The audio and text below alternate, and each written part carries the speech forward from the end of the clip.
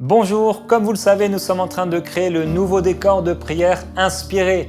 Et pendant que nous sommes en train de finaliser les derniers détails, je me suis dit, je vais continuer quand même de vous encourager, de vous bénir à travers cette émission Prière inspirée. Et j'ai fait installer le décor dans le sous-sol de ma maison. Donc pendant plusieurs jours, je vais être avec vous. On va prier ensemble, je vais continuer de partager la parole à travers, depuis ma maison et depuis le sous-sol de ma maison. Et voilà, donc ensemble, on va se retrouver dans Prière inspirée tous les jours et pendant plusieurs jours, depuis le sous-sol de ma maison, on continue de prier et d'être encouragé par la parole de Dieu. On se retrouve donc dans Prière inspirée.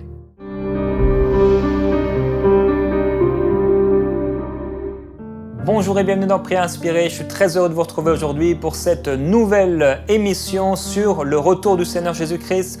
Je suis encore donc depuis le sous-sol de ma maison où j'ai fait installer l'ancien décor de Prière inspirée que je vais encore utiliser pendant quelques jours pendant que nous sommes en train de finaliser le décor, le nouveau décor de Prière inspirée. Et donc aujourd'hui, deux questions que je vais vous poser par rapport au retour du Seigneur sur la façon dont on peut se préparer à son retour parce que oui, c'est une chose qui est certaine, Jésus revient bientôt. Et nous avons vu pendant ces derniers jours que le Seigneur revient, il y a des signes qui nous montrent qu'il est à la porte. Ces dernières dizaines d'années, les signes majeurs ont été accomplis, les prophéties bibliques concernant ce qui va précéder son retour. Ces choses sont certaines, maintenant il faut se préparer. Nous savons que nous ne pouvons savoir ni le jour ni l'heure, cependant, comme Jésus disait concernant la fleur qui pousse, concernant un arbre qui peut pousser, nous savons que la saison arrive où cet arbre va porter du fruit. De la même façon, nous savons que nous sommes dans cette dernière, peut-être pas génération, mais dans ces derniers temps où le Seigneur va revenir. C'est vrai, le Seigneur revient. Et donc, puisqu'il revient, on peut se poser deux questions. La première question, on en a parlé cette semaine, mais je vais préciser aujourd'hui, sommes-nous prêts? Et la deuxième question, que faisons-nous pour nous préparer? Sommes-nous prêts? Que faisons-nous pour nous préparer? Et demain, nous nous poserons une autre question. Comment pouvons-nous briller davantage dans l'éternité? Parce que la Bible va nous révéler que chaque étoile a un éclat différent, l'une par rapport à l'autre, et qu'il en sera ainsi de la résurrection des morts. Nous brillerons différemment les uns des autres, et c'est pourquoi il est important d'être prêt. Mais pour être prêt, il faut se préparer. Alors on va aller ensemble dans 1 Corinthiens au chapitre 9, un texte intéressant, 1 Corinthiens chapitre 9. L'apôtre Paul dit « Ne savez-vous pas que les concurrents dans le stade courent tous, mais qu'un seul remporte le prix? Courez de manière, donc de façon, à le remporter. Tous les athlètes s'imposent toutes sortes de privations, et ils le font pour obtenir une couronne qui va se détruire. Mais nous, c'est pour une couronne indestructible ou incorruptible. Moi donc, je cours, mais non pas à l'aventure. Je boxe, ou je donne des coups de poing, mais non pour battre l'air. Au contraire, je traite durement mon corps et je le tiens assujetti, de peur qu'après avoir prêché aux autres, je sois moi-même disqualifié. » La première question à se poser est de savoir si nous sommes prêts à remporter le prix. Et vous savez quelle est la grande erreur de beaucoup de chrétiens? C'est de s'imaginer que parce qu'ils sont chrétiens, ils seront enlevés. Les chefs religieux de l'époque de Jésus s'imaginaient que parce qu'ils étaient des chefs religieux, ils allaient reconnaître le Messie. Et pourtant, ils ne l'ont pas reconnu.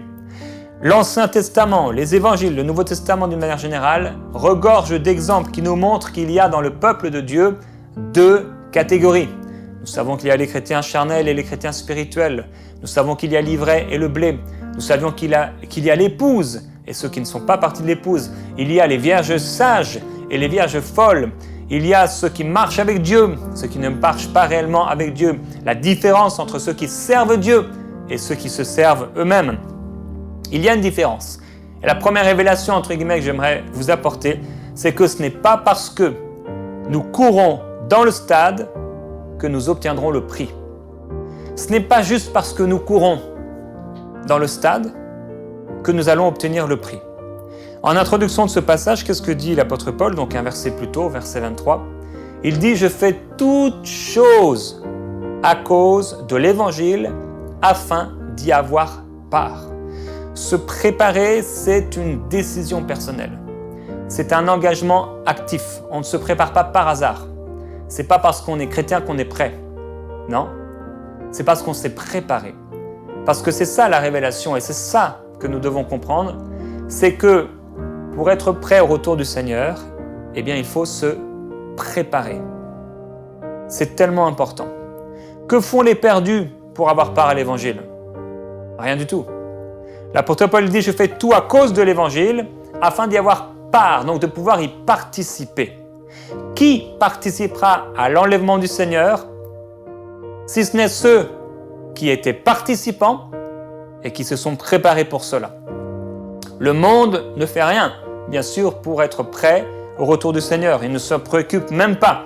Ils font la fête, ils s'amusent, ils ont leurs agendas, leurs priorités, ils courent après le néant. Mais nous, nous agissons pour avoir part à l'Évangile et au royaume de Dieu. Si quelqu'un est assis dans les gradins, frères et sœurs, pendant que dans le stade, il y a les athlètes qui courent, celui qui est dans les gradins n'est pas prêt. Il ne sera pas récompensé. Si quelqu'un est de l'équipe, mais qu'il reste à la maison en train de se, entre guillemets, goinfrer de chips devant la télé, il n'est pas prêt et il ne sera pas récompensé. Il n'était pas en train de faire la bonne chose. Donc, la première étape pour être prêt, c'est d'être un participant actif. On n'est pas à la maison, on n'est pas dans les gradins, on n'est pas dans le monde, on est dans le stade et on est en train de faire quelque chose, on est actif, en train d'avancer et de travailler, d'être actif pour le retour du Seigneur. Donc, il ne suffit pas seulement de faire partie de l'équipe. Ton équipe peut gagner, comme je l'ai dit, tu peux être à la maison, toi tranquillement, mais tu ne recevras pas la médaille.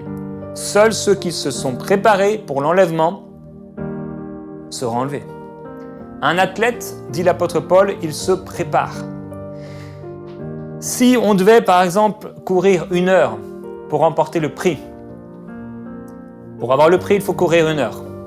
Et toi, ça fait des années que tu n'as pas couru 1 heure.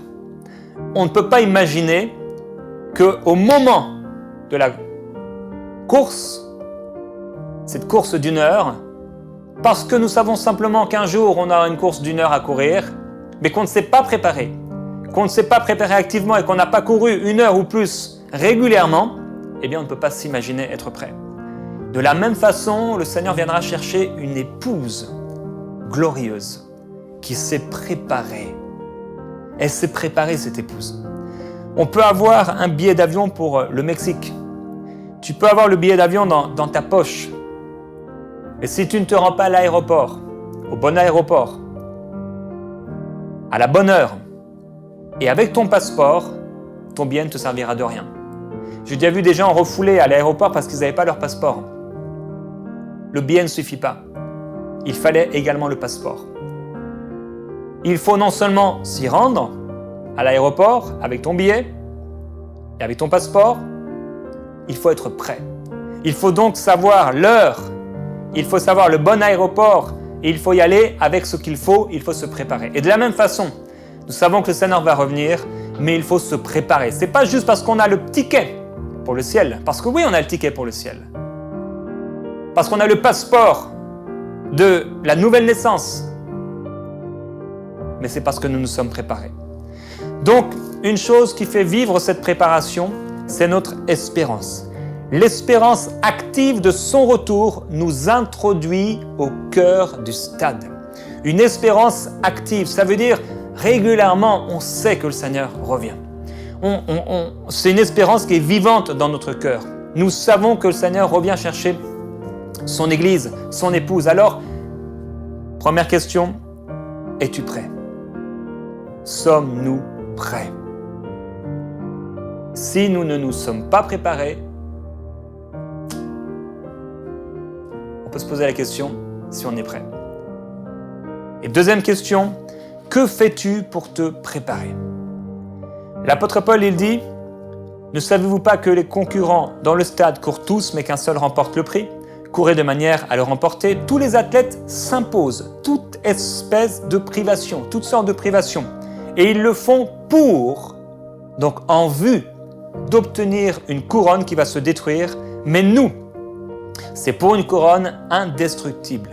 Il dit, moi donc, je cours, mais pas à l'aventure. Je boxe, mais non pour battre l'air. Au contraire, je traite durement mon corps et je le discipline. Donc, pour être prêt, comme je le disais, il faut se préparer. On ne peut pas et on ne devrait pas s'imaginer être prêt alors qu'on ne s'est pas préparé. On n'a rien fait pour sortir du ventre de notre mère, mais elle a dû faire quelque chose. Et quand les hommes diront paix et sûreté, alors une ruine soudaine les surprendra. Le monde qui ne s'est pas préparé, les gens qui ne se sont pas préparés. Et comme les douleurs de l'enfantement surprennent la femme enceinte, ils n'échapperont point. En fait, ce sera la grosse surprise. La plus grande surprise que le monde n'ait jamais connue. Encore plus grande que celle de Sodome et Gomorrhe. Si tu ne fais rien en vue du jour où tu rejoindras le Seigneur, si tu ne travailles pas à ton salut, je doute fort que tu sois prêt. C'est donc un sujet qui est tellement grave et tellement important. Pierre dit dans son épître, dans 2 Pierre et au chapitre 3 et au verset 10, il dit « Le jour du Seigneur viendra comme un voleur. En ce jour-là, le ciel disparaîtra dans un fracas terrifiant. Les astres embrasés se désagrégeront et la terre se trouvera jugée avec tout ce qui a été fait sur elle. Puisque tout l'univers doit ainsi se désagréger, quelle vie sainte vous devez mener et combien vous devez être attaché à Dieu. » Ça veut dire en vue de cela, à cause de cela, parce que cela arrive. Quelle vie sainte vous devez mener et combien vous devez être attaché à Dieu. Donc, c'est quelque chose qu'on fait par décision. Ce n'est pas quelque chose qui s'impose à nous. Ce n'est pas comme l'oxygène qu'on respire et qu'on respire sans même le réaliser. C'est un engagement actif. On ne marche pas simplement comme ça, c'est une décision qu'on prend. Et de la même façon, cette vie sainte, elle se mène pas à partir d'une décision, en vue de quelque chose. Et il dit donc, vous devez être attaché à Dieu en attendant que vienne le jour de Dieu et en hâtant sa venue. Ce jour-là, le ciel en feu se désagrégera et les astres embrasés fondront. Ça va être extraordinaire. Mais nous attendons, comme Dieu l'a promis, un nouveau ciel et une nouvelle terre où la justice habitera. C'est pourquoi, mes chers amis, dans cette attente, faites tous vos efforts pour que Dieu vous trouve pur et irréprochable à ses yeux, dans la paix. Comprenez bien que la patience du Seigneur est le salut des hommes. Et un peu plus loin, quant à vous, mes chers amis, vous voilà prévenus. Prenez garde de ne pas vous laisser entraîner par l'égarement de ces hommes vivant sans respect pour Dieu et de perdre ainsi la position solide que vous occupez. Au contraire, progressez sans cesse dans la grâce et dans la connaissance de notre Seigneur et Sauveur Jésus-Christ. À lui la gloire dès maintenant et pour l'éternité. Amen. Alors ce texte va nous donner une base importante pour notre préparation en 7 points. Il dit, premièrement, mener une vie sainte. Comment on doit se préparer et comment on peut se préparer?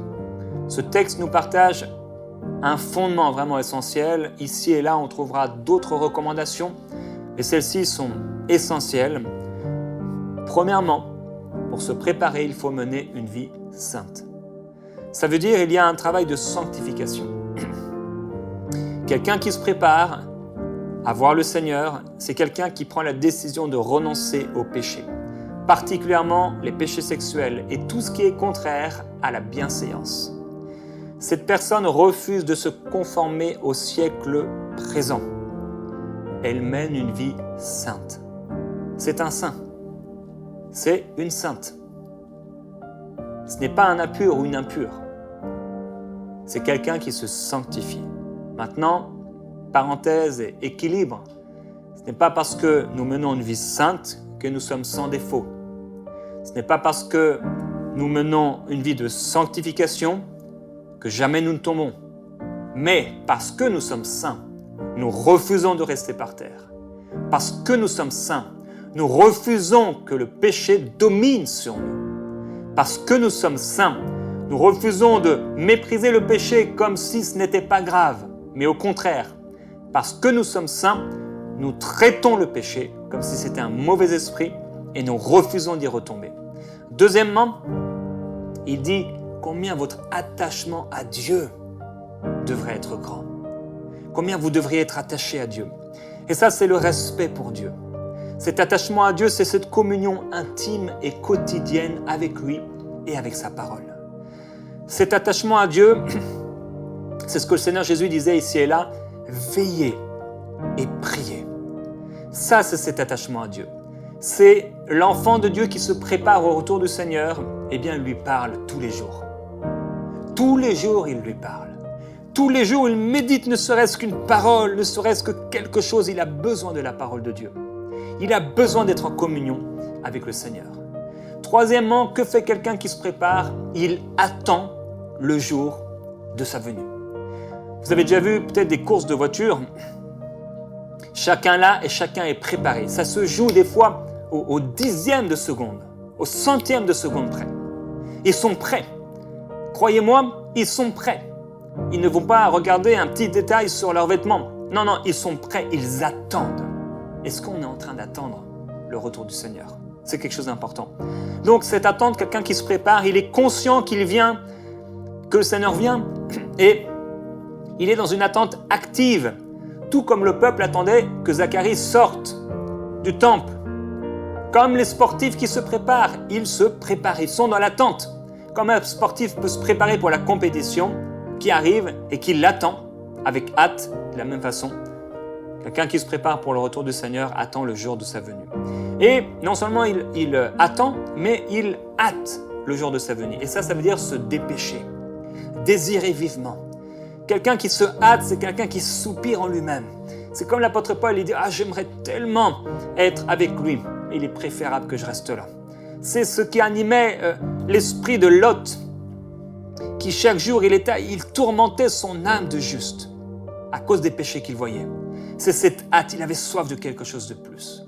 C'est ce qui animait les hommes et les femmes de foi de l'Ancien Testament. Ils avaient hâte au retour du Seigneur, ou plutôt à son arrivée, à la manifestation du Messie.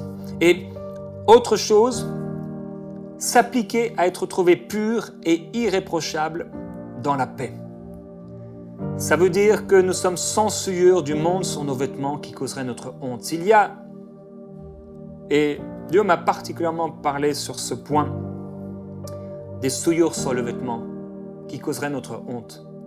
Plusieurs personnes ont des souillures sur leurs vêtements qui causeraient leur honte. On aurait honte qu'on découvre la tache qu'on a cachée. Et si c'est le cas, il faut se laver, être trouvé pur et irréprochable et demander au Seigneur de nous sanctifier et de nous laver d'une eau pure, de l'eau de la parole de Dieu. S'appliquer donc à être trouvé pur et irréprochable. Comme je l'ai dit, c'est une marche. On s'applique, c'est une décision. C'est quelque chose qu'on fait de manière consciente. On le fait de manière consciente. C'est vraiment une décision d'être pur et irréprochable pour le retour du Seigneur. Et il ajoute ces trois mots, en français en tout cas, dans la paix. Il est tellement important que nous puissions vivre dans la paix et non dans un esprit de dispute. Restons et demeurons dans la paix. Vivons dans la paix. Marchons dans l'amour. Il est important, frères et sœurs, que nous puissions marcher dans l'amour. Et d'ailleurs, à ce sujet, j'ai terminé tout dernièrement mon deuxième livre, Walk in Love, sur marcher dans l'amour, et j'en ai écrit un troisième livre que j'offrirai à tous ceux qui commandent le deuxième. Mais cette marche dans l'amour, cette révélation que le Seigneur m'a partagée, il est tellement important, frères et sœurs, que dans nos cœurs, il n'y ait pas d'amertume. Tellement important que dans nos cœurs, il n'y ait pas de haine contre quelqu'un. Un frère, une sœur, quelqu'un, que nous puissions vivre et demeurer dans la paix. Il dit sixièmement, prendre garde de ne pas se laisser entraîner par les rebelles. Et ça, c'est se laisser aller à la dérive, se laisser tranquillement entraîner par le sommeil. Il faut être radical. Il faut faire un choix pour être empêché de se laisser entraîner.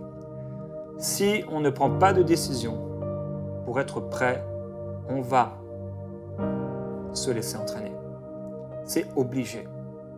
Le monde, avec son attraction et son pouvoir, le pouvoir du péché, le pouvoir satanique, nous entraînera. C'est pourquoi quelqu'un qui se prépare prend garde de ne pas se laisser entraîner par les rebelles, le péché dans le monde et par les gens qui ne connaissent pas le Seigneur. Et septièmement, dans ce texte, quelqu'un qui se prépare progressera sans cesse dans la grâce et la connaissance du Seigneur Jésus-Christ. Et ça, cela veut dire que nous allons rester attachés à ce que nous avons reçu, à ce que nous avons entendu. Comme l'apôtre Paul le communiquait à Timothée, tu as reçu les écrits sacrés. Ils peuvent te donner la connaissance en vue de la révélation de Jésus-Christ. Et de la même façon, c'est cette disposition intérieure d'amour, le maintien dans l'amour de la grâce de Dieu, cette progression qui est recherchée dans la connaissance intime de Christ, et ce qui va nous pousser à étudier la parole, à écouter des prédications. Ceux qui sont prêts seront enlevés à la rencontre du Seigneur. Dans ce temps de prière, frères et sœurs, j'aimerais vous amener à imaginer, à partir des textes de la parole, le retour du Seigneur. J'aimerais que vous puissiez voir le Seigneur revenir. La Bible dit qu'à un signal donné, à la voix d'un archange, au son de la trompette de Dieu, les morts en Christ ressusciteront premièrement, et nous les vivants qui sommes restés, nous serons enlevés ensemble à la rencontre du Seigneur dans les cieux. Jésus parle du fait que dans un même lit, une personne sera prise et une sera laissée. Dans un même champ, et donc dans une même famille, dans une même maison, à un même travail, dans une même église, une personne sera prise et une sera laissée.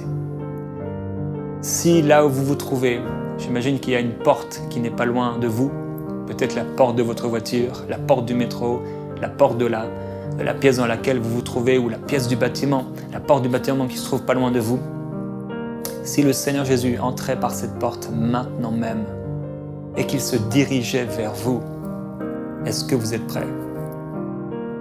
Je le dis et je le répète, on n'est pas prêt juste parce qu'on est chrétien. Il faut être dans le stade, et non seulement dans le stade, mais il faut courir dans le stade, la course qui nous est proposée.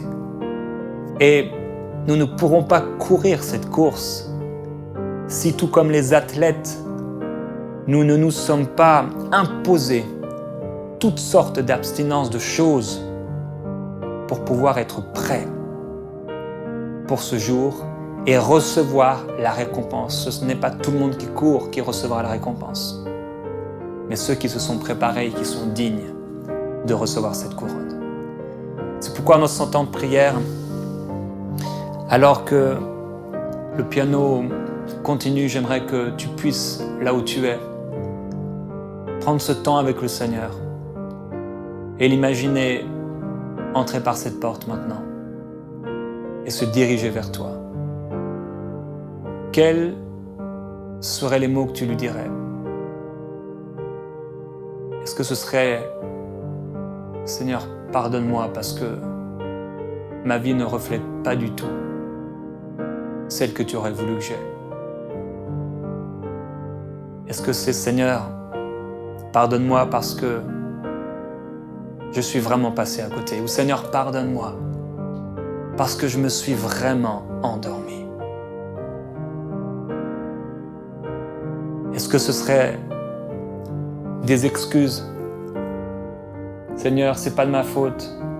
Il y avait telle et telle situation. Est-ce que ce serait des excuses telles que Seigneur, ça a été tellement dur, j'ai été attaqué. Mon frère, ma sœur, dans ce temps de prière, que ton cœur puisse être prêt. Et je veux t'encourager. là où tu es, à prier maintenant et à parler au Seigneur, et à prendre des engagements devant lui pour être prêt, des décisions pour être prêt. Et je demande au Saint-Esprit, là où tu te trouves, de t'éclairer maintenant. Précieux Saint-Esprit, esprit de révélation, éclaire ton peuple. Montre-lui ce qui ne va pas et montre-lui comment être prêt pour ce jour du Seigneur qui arrive très bientôt, afin de ne pas avoir à rougir et de ne pas avoir honte à cause des vêtements souillés et des cœurs souillés, mais au contraire, à être dans une telle joie, honoré d'une telle grâce. Saint-Esprit, merci. Alléluia. Merci Seigneur.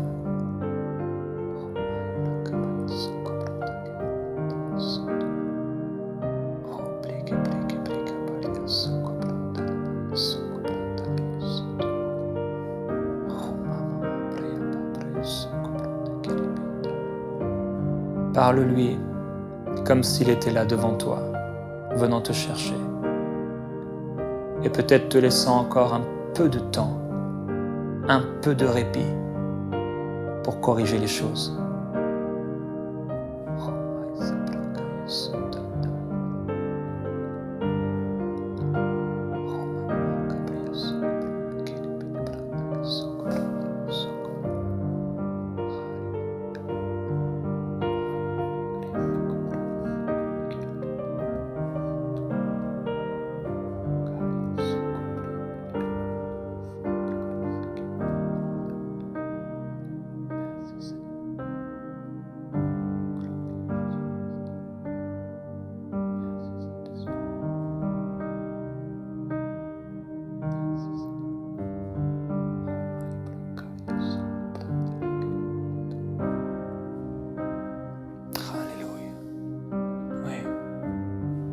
Prends des décisions pour la sainteté.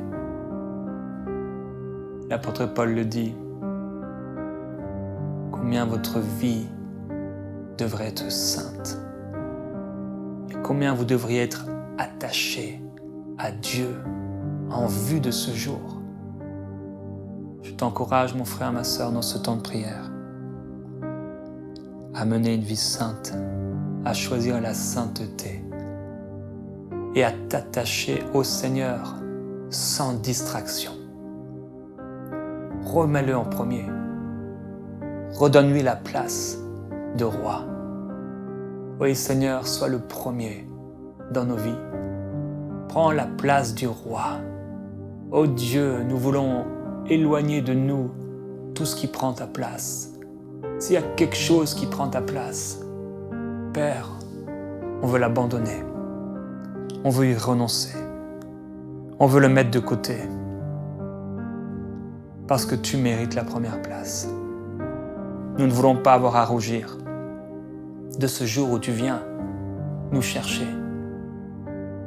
Ça se passera comme ça, en un instant. Tu viendras nous prendre parce qu'on s'est préparé. Alors oui, nous choisissons de nous préparer.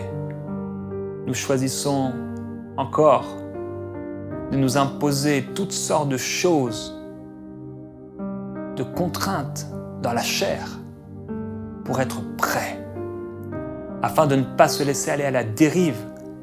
Mais au contraire, nous voulons et nous choisissons la vigilance. Nous voulons veiller et prier sans nous endormir. Nous voulons que le feu reste allumé. Qu'il en soit ainsi au nom de Jésus-Christ, pour la gloire de Dieu, pour la résurrection des saints, l'enlèvement de l'épouse, que nous puissions être prêts. Glorieux Jésus-Christ. Oui, nous disons ensemble, frères et sœurs, viens. Oui, viens, avec l'Esprit, nous disons, viens, Seigneur Jésus-Christ.